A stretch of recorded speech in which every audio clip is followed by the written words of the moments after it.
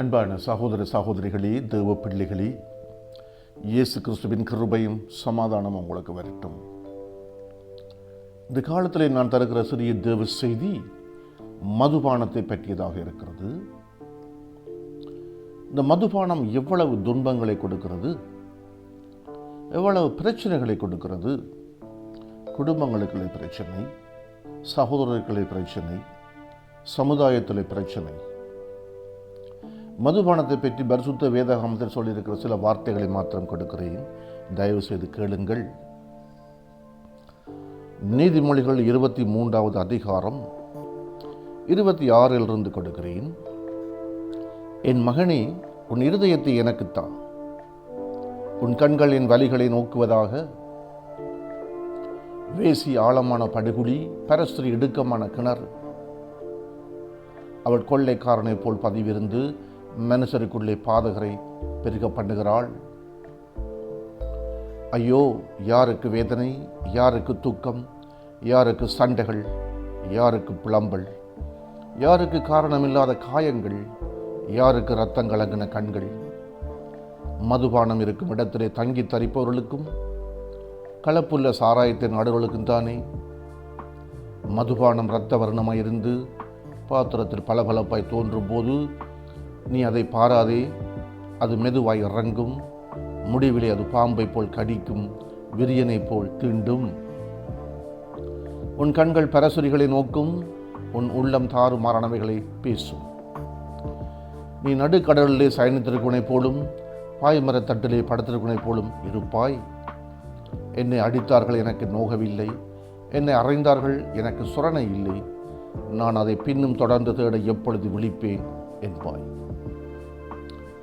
சகோதர சகோதரிகளே, அருமையான வார்த்தைகளை திரும்பவும் தருகிறேன், கேளுங்கள்.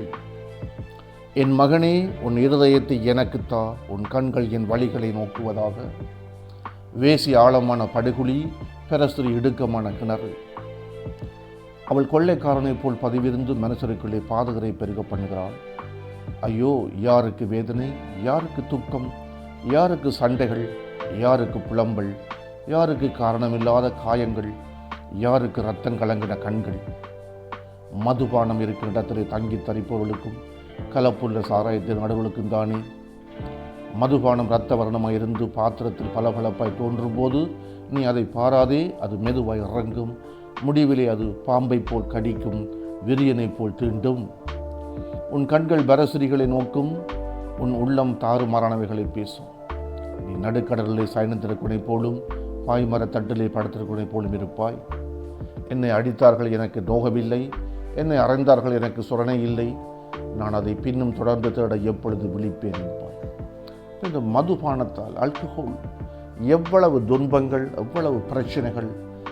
குடும்பங்களுக்குள்ளே பிரச்சனை, சகோதரங்களுக்குள்ளே பிரச்சனை, சமுதாயத்தில் பிரச்சனை, அவமானங்கள், பல விதமான துன்பங்கள்.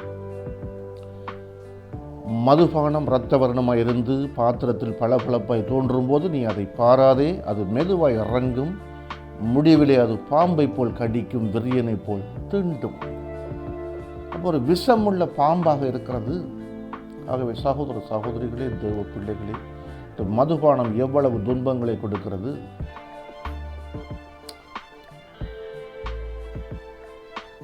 ஒரு நல்ல தகப்பன் பிள்ளைகளுக்கு சொல்லுகிறது போல கர்த்தர் பரிசுத்த வேதாகமத்தினூடாக எங்களுக்கு வார்த்தைகளை கொடுத்திருக்கிறார். இந்த அருமையான வார்த்தைகளை கேளுங்கள், நீங்களும் வாசித்துக் கொள்ளுங்கள். மதுபானம் எவ்வளவு துன்பமாக இருக்கிறது என்று சொல்லி. விஷமுள்ள பாம்புக்கு சமனாக இருக்கிறது. ஆகவே இந்த மதுபானம் துன்பங்களை கொடுக்கிறது, பிரச்சனைகளை கொடுக்கிறது, கடன்களை கொடுக்கிறது, சண்டைகளை கொடுக்கிறது, கொலை வரிகளை கொடுக்கிறது, இரத்தம் சிந்துகளை கொடுக்கிறது. ஆகவே இந்த மதுபானத்திலிருந்து விலகி இருப்போம். இயேசு கிறிஸ்துவின் கிருபையும் சமாதானம் உங்களுக்கு வரட்டும்.